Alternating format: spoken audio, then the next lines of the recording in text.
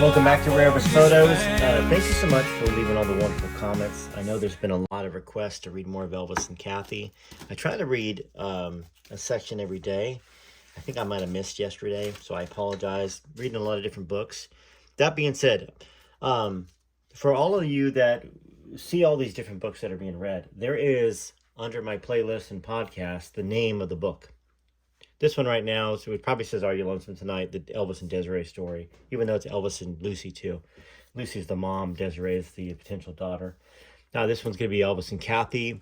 Then you got From Here to the Great Unknown, Inside Elvis, Child Bride. So Memory Days with Elvis, you can find them. And they, just look at the date that they're posted.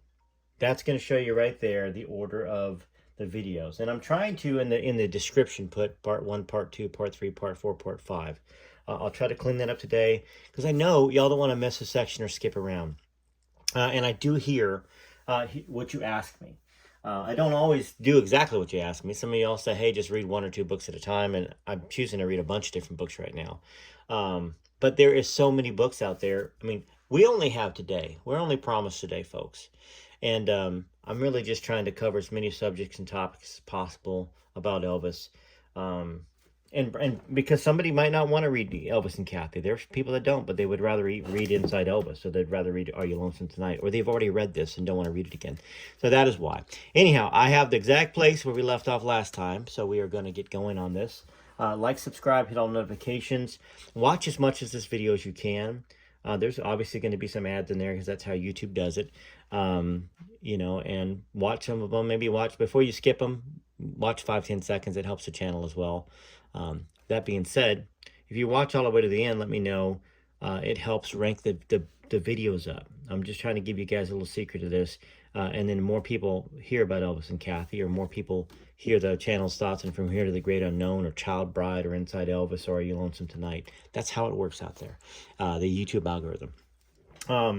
Yeah, and also the record's coming out soon. There's actually going to be a single available pretty soon on iTunes. I'll give that a shout out for y'all to go download it, and then the record will be out.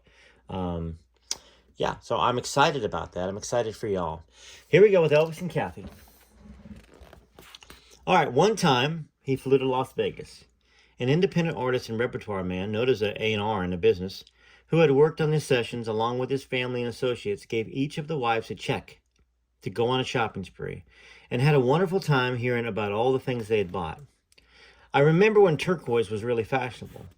I had turquoise rings in all my fingers, except my thumbs, of course. And Elvis told me to hold up my hands. Get that stuff off your fingers, he said laughingly. I was a little hesitant at first because the turquoise on my hands was not cheap. It was all pretty expensive and was the fad at the time.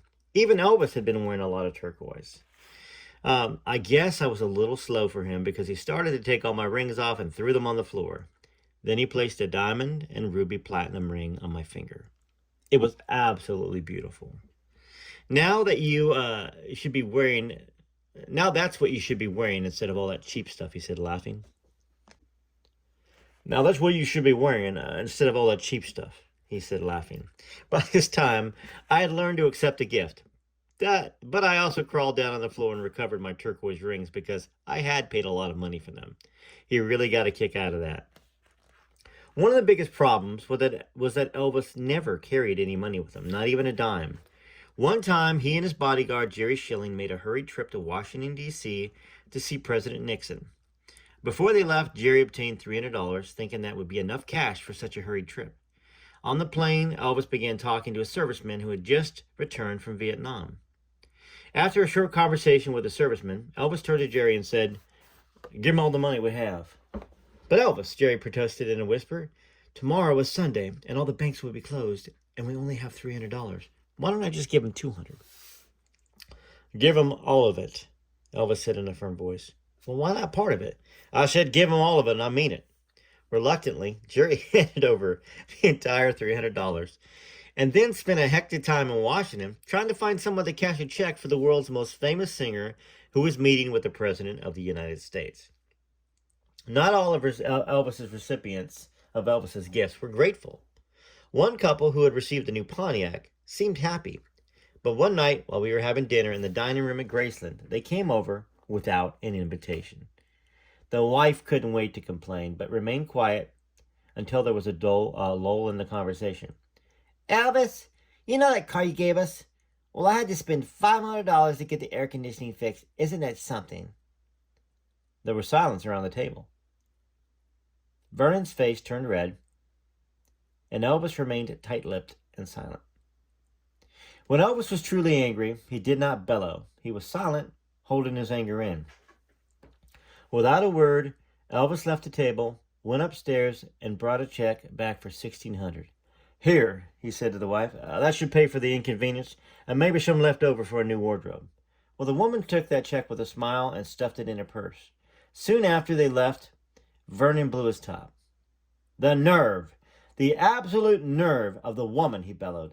Now, Daddy, she can't help what she is, soothed Elvis, and the entire matter was forgotten. Or at least it was never discussed, to my knowledge. Let's talk about that. Elvis knew people took advantage of him. Is it possible that the AC wasn't bad and that she just said that to try to get more money? Yes, it's very possible. But Elvis, being the kind of person he was, he didn't make a big deal about it. He gave her way more than she said she spent on the car. Now, if this was a brand new car, the dealer should have taken care of it. If it was an older model or a used car, I don't really know the story, a particular story, then guess what? You just got a car. You should take care of the AC. I mean, come on. You didn't even. It's not like you had to pay for the car. So I love that story for a couple different reasons, because Elvis Presley reacted differently than Vernon. Elvis gave and gave more than she asked, even though he knew it was somebody that was just complaining and trying to make a big deal out of something, and they should have been grateful. That's what Elvis had around a lot. All right, let's continue. All right, let me see here. He also had a sense of humor about his gifts. One skiing trip to Aspen, Colorado, he bought 21 Cadillacs for everyone in his skiing party, which included girlfriends of the guys in the entourage. The story hit the wire services, and Elvis was listening to the radio when he heard a local disc jockey talk about the 21 Cadillacs. Then the disc jockey said, "Hey Elvis, if you're listening out there, I would like a new Cadillac too." Elvis laughed and sent the guy one. I'll bet he was flabbergasted when he found out his little humorous punchline to a news story netted him a brand new luxury car. Now, of course, Cadillacs back then were the top of the line. They were kind of like, I guess, Elon Musk's Teslas now. They were expensive. All right. Everyone knows how much Elvis loved beautiful jewelry. They might not know, however, that he designed many of the rings and necklaces himself, or sketched out ideas as a pattern for a jewelry maker. One night backstage, while waiting to go on during my first week with Elvis, he came up early, made a special trip over to my side of the stage, and took my hand. He said sweetly, "Pretty hands." Then, taking delight in surprising me, he slipped a beautiful, massive 18-karat gold cat head ring with sapphire eyes onto my middle finger. "I designed this myself," he said, "and I thought it looked like you." Actually, it did look like me. It was really neat. I still own this ring and wear it daily. I hope Kathy owns everything. That's my hope. Now, look, I understand. This is a tough, it's always been a tough financial world. People have ebbs and flows in their finances. And some people, I believe, have to let go of things just to survive. So if she's sold something because she's had to, totally would understand that. But I hope she has everything that Elvis ever gave to her. So, of course, it will always be, okay, so it's an Egyptian-looking cap with the cat's ears standing up. It could even be considered a deadly weapon. Of course, it will always be a precious memory as well as a wonderful gift.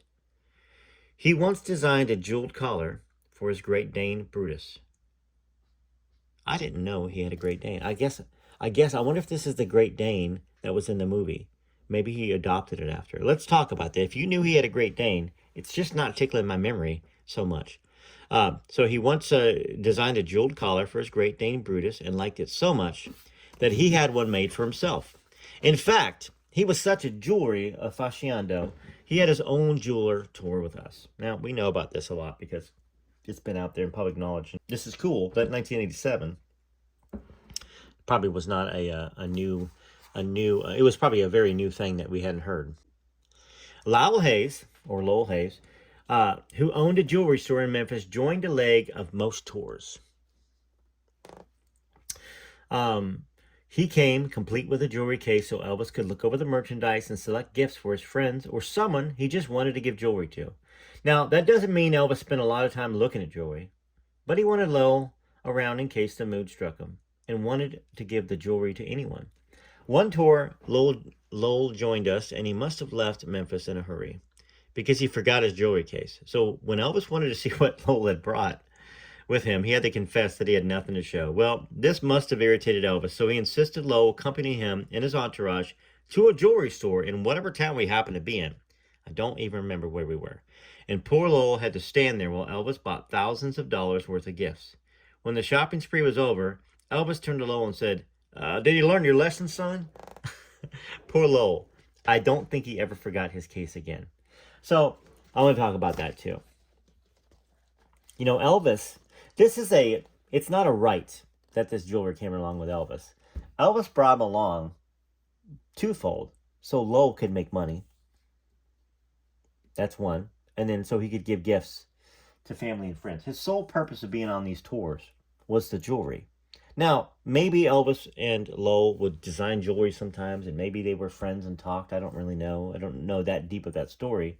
But how could this guy forget his jewelry when he's going on tour?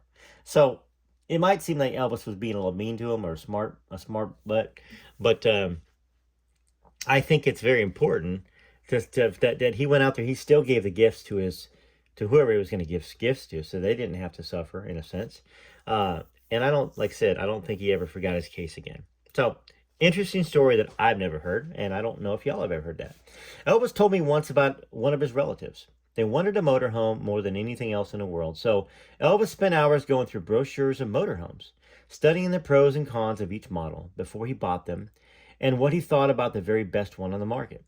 Well, they seemed delighted, but 2 weeks later they sold it and pocketed the money. Oh, that makes me mad. Wonder which relative. Maybe we'll find out. Maybe we won't. If you know who the relative was that he bought the motorhome and they sold it and pocketed the money, put it in the comments. I'd like to know that. When he told me the story, he leaned back, squinted his eyes slightly, and using his hand for emphasis, referred to the Bible scripture. Kathy, you got to deem yourself a giver. You have to be very selective about who you give things to. Elvis gave gifts with a free and loving spirit. Not wanting thanks, he simply wanted the receiver to enjoy the gift. Sometimes he would go hide so that his recipient wouldn't embarrass him with thanks. He expected those close to him to be generous too. For instance, John Wilkinson, our guitar player, had his car stolen. Elvis turned to his closest friend, Charlie Hodge, and said, Charlie, sell your car to John for $1. I'll buy you another one. I don't know how many cars Charlie had to give away because Elvis wanted someone else to have one that very instant. He always bought Charlie another one, but Charlie learned to never get too attached to any of his automobiles because it might be gone within a few minutes. That's pretty cool too.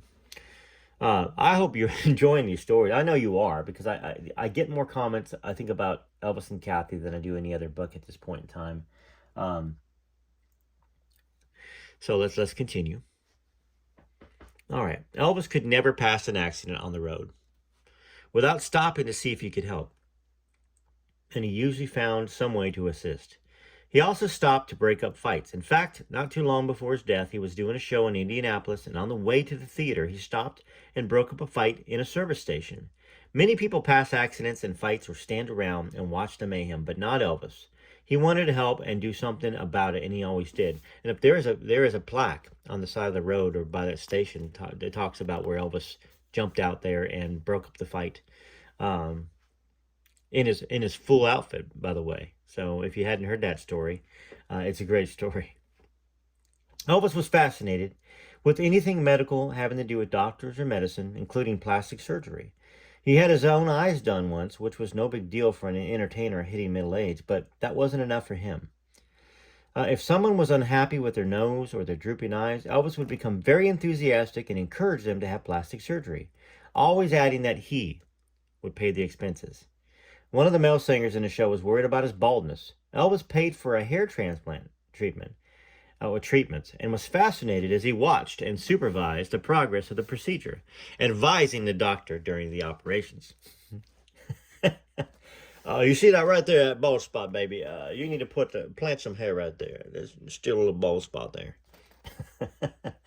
um, Elvis paid for a much-needed kidney transplant. Did not know that. Did not know that. For his record producer, Felton Jarvis.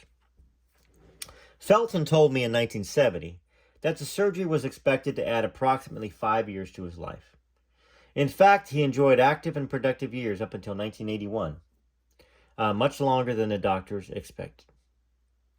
Lamar Fike, a sometimes lighting man for the show and court jester, weighed in at 400 pounds and was not in good health.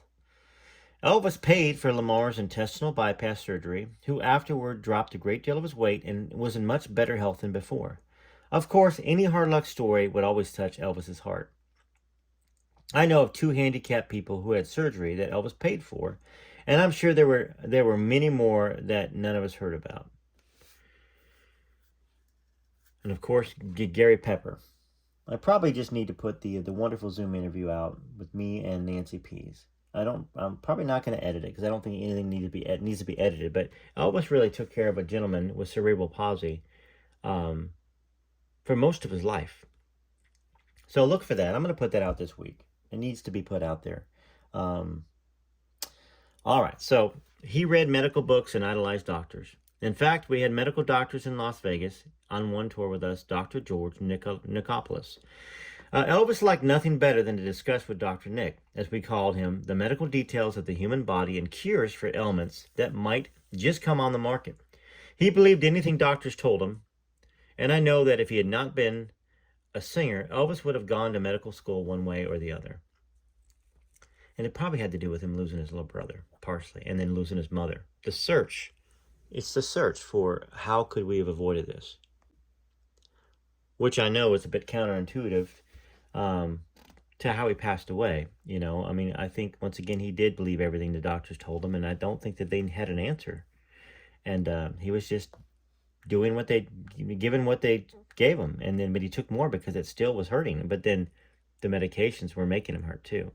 That's something that we didn't know about until recently, how they cause pain too.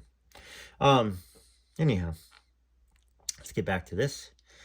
He was generous to us with Dr. Nick's service as well. When he had vitamin shots, we all got vitamin shots. If one of us was sick with a flu or a headache, Elvis would be so concerned he would send Dr. Nick to our room to prescribe some kind of medicine or just look us over. This even damaged Elvis's reputation later on when much medication prescribed in his name was actually dispensed to others on the tour. He just bought it for them. So that's something we got to stop and talk about for just a second. The idea that the last week of Elvis's life, I think there was 2,000 pills prescribed to him. Well, you have a lot of people on this tour. He employed the background singers, the band, the bodyguards, lighting people, orchestra. There's a lot of people. So does Elvis get a really bad rap for a lot of people thinking, he was taking hundreds of pills a day and stuff? I don't know. I mean, Kathy says it here that Dr. Nick, of course, got in big trouble for this. As I guess, nowadays, everybody's supposed to have it in their name. But anyways, Elvis probably gave more gifts to his bodyguards than anyone close to him. He bought them cars, sometimes twice a year, bought them homes so their families would be comfortable. But that was only the beginning of the giving. My observation was that they had a pretty easy job and made a lot of money, if you include gifts for doing very little.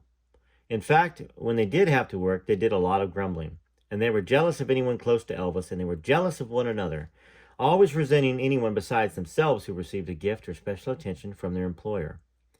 When he owned a ranch in Mississippi just across the river from Memphis, the bodyguards would play at the ranch until it was time to go home, and they would reluctantly leave. And the ranch was fun for them. Elvis used to love to tell me all about the days when they rode all day, played games, and bought pickup trucks for every one of the entourage, which, of course, included the bodyguards. When they told him how much they hated to leave the place every night, Elvis ordered mobile homes and had them erected on the ranch. It was like a commune, he explained to me, and they all had fun drag racing the trucks and racing the horses. Describing the ranch to me one day, Elvis said that he ordered 20 mobile homes set up overnight, and he told the man that he bought them from, if you can't do it today, forget it. Then Elvis laughed and said he actually settled for fewer homes and a few more days. In Palm Springs, he bought dune buggies for them, and at one point, each of them had a Harley Davidson motorcycle and would burn up the Memphis streets trying to outdo one another. Now, granted, when they were on tour with Elvis, they had to work hard like the rest of us. There were hundreds of little details to handle when you're moving 100 people from city to city almost every day, and many of those tasks fell on their shoulders. They were responsible for Elvis's safety, and he did need all the protection he could get from overzealous fans and some crackpots who wanted to harm him just to get some notoriety. However, between trips, it was all fun and games. They had little or nothing to do, but still collected their weekly paychecks and received gifts. They spent most of their time gossiping about Elvis and what he was doing. Sometimes the bodyguards needed a bodyguard, or at least a keeper. I'm thinking of one incident that happened at Graceland. I was visiting there, and I'd been outside and was just coming back into the house. As I entered the den, all the guys had been given brand new wristwatches. Elvis had purchased them through one member of his Memphis Mafia. I commented on the beautiful watch Elvis had on his wrist. It was a platinum Patek Philippe, or whatever, with a blue lapis face. I just went, wow, that's pretty. He was sitting on the couch next to Linda. He looked up and said, you like that? Without another word, he zapped it right off and handed it to me. Red said, no, I want that one. Here, I'll trade you. I looked at him and said, no, thank you. I like this one. Red and Elvis laughed and said, yeah, she knows the difference. Hers is a $5,000 watch, and Red's is about $3,000. It was all lighthearted, and Red kept saying, come on, Kath, come on, let's trade. The honest truth is I really had no idea about the worth of either watch. It's just that I thought it was so pretty, and Elvis had just given it to me right off his wrist. But strangely enough, a few weeks later, I got a long-distance phone call from one of the guys saying, get rid of your watch, don't ask questions, just get rid of it. Well, that was just the beginning of the wristwatch caper. A Nashville newspaper wrote an article about all the jewelry Elvis had given J.D. Sumner with accompanying photos. Just one ring was worth $60,000, and there were different pieces in the collection. The next thing we knew, an FBI agent came knocking on the door of J.D.'s home. I was there visiting, sleeping in the guest room. Mary, J.D.'s wife, was a nervous wreck.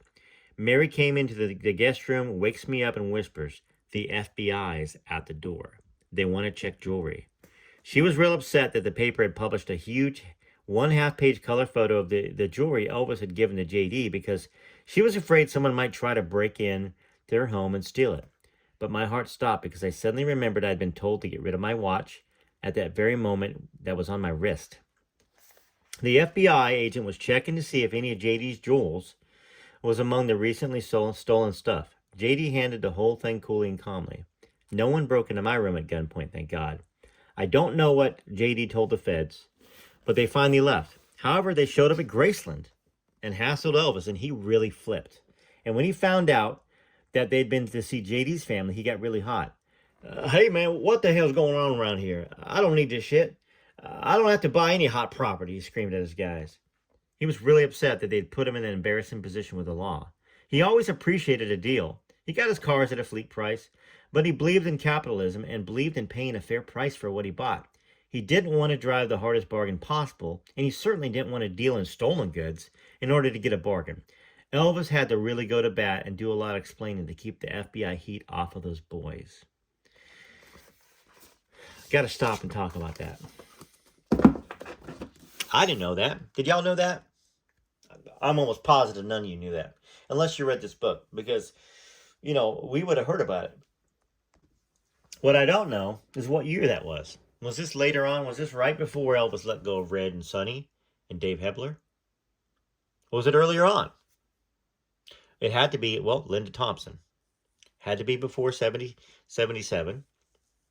Had to be after 72. So somewhere between 1972 and 1976, this happened. FBI went to J.D. Sumners House. That's pretty heavy. And then the FBI went to Graceland. That is, and I don't think there's any news stories about that out there because they probably kept it quiet. You know, I mean, Elvis had a badge from Nixon. Now, did he have the badge yet? I don't know. I don't know whether he had it or not. You know, he went to the D.C. in '73, right? Met with Nixon. So was this after Nixon, before Nixon? Those are the things that I would love to ask Kathy if she'd remember. You know, if she would remember, to find out, because there's context in that. If it's '76, well, that would be one of the main reasons that Elvis would have let go of Red and Sonny and Dave, and maybe they weren't going to be invited back, as some of the books out there state. Maybe Elvis was done with them because of something like that. Maybe it was Red or Sonny. I don't know. I think both of those gentlemen are gone, obviously. So now Dave Hebler's still around. Love to find out. Do y'all know who it was? Have you heard this story before? Because that's interesting. That's one of the most interesting things about this book. I love hearing the kind stories of Elvis giving things away. That he did it with love, kindness. It makes me mad to hear the stories of things that was given away that was sold immediately.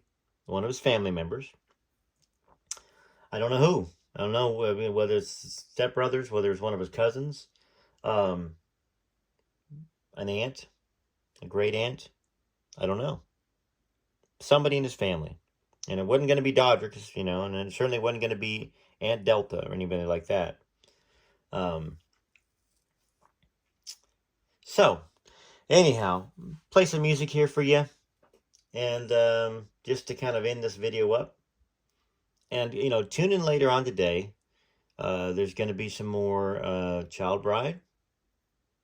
Probably From Here to the Great Unknown as well. I don't know whether I'm going to get another episode of Are You Lonesome Tonight in? I may. There's so much interesting things to read right now. And but once again, I said this at the beginning. If you're confused on what to read when it's coming out, if something new has come out, you know, click on the name Rare Elvis Photos below the video. If you're on your computer, you got to use your remote. If you're on your phone, you obviously can just touch the name Rare Elvis Photos, and it's going to open up a playlist. It's going to, across the top, it should say playlist, podcast, videos, shorts, all that stuff. You're going to click on playlist or podcast, and you're going to see where these books are at. And then just look at the date, and you can see, okay, well, that one just came out today. This is the newest one, or this one came out yesterday. I must have missed it. Anyhow, I appreciate all y'all. It's great to get to know y'all. I've been seeing a lot of emails come through my inbox, and I try to respond to all of them if I can. Some great little funny little anecdotes y'all send me. And some suggestions and some thanks and all that stuff. Hey, and also, I want to say thank you to, there's some folks that have been doing super thanks. I guess, or thanks, whatever it is below the video where you donate $1.99 or $4.99. I've seen quite a few of those come in lately, and that's really, really nice. I appreciate that. I'm going to put a little screenshot of who you are. And also thank you to those that have joined the channel as members. There's just a couple of y'all. I appreciate you. And here's a little screenshot of those folks. And thanks for watching the videos. And gosh, if you made it this far, I mean, that's amazing. If you made it to the end of the video, that's amazing. I want to personally thank you. So leave a comment, and I will get to you eventually to personally thank you. That's it. This is Rare Elvis Photos, TCB, TLC. Please take care of yourselves. Take care of your health. Take care of your emotional health, too. If you're lonely, call a friend. If you're lonely, call a family member. You know, reach out, even if you haven't talked to them for years, whether it's Facebook, Instagram, email, a letter. If you miss your loved one that passed away, write a letter to them. Write a letter to them and, you know, get your thoughts out, get your grief out, get your love out. You don't want to keep that stuff inside. All right, till next time, this is Rare Elvis Photos. The shadow of the king still haunts the Memphis night in the dimming southern light. Graceland comes alive. He walks those southern halls, his footsteps fall and fall, until those gates up front swing wide and bring his fans inside. Elvis looks out, smiles down at the crowd from his window way up high at Graceland, watching time go by, watching over us all, day after day, night after night.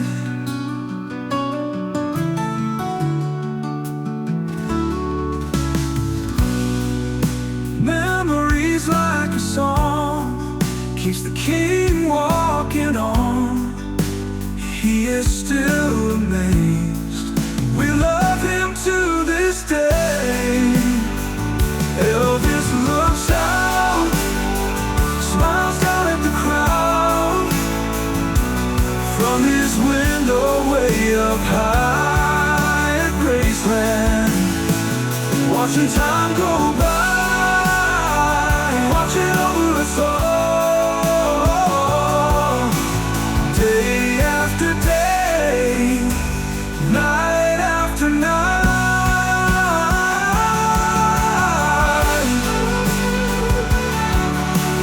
Memories are like a song, keeps the king walking on. He's still amazed. We love him to this day. Elvis looks out, smiles down at the crowd from his window way up high at Graceland, watching time go by, watching over us all, day after day, night after night, day after day, night after night.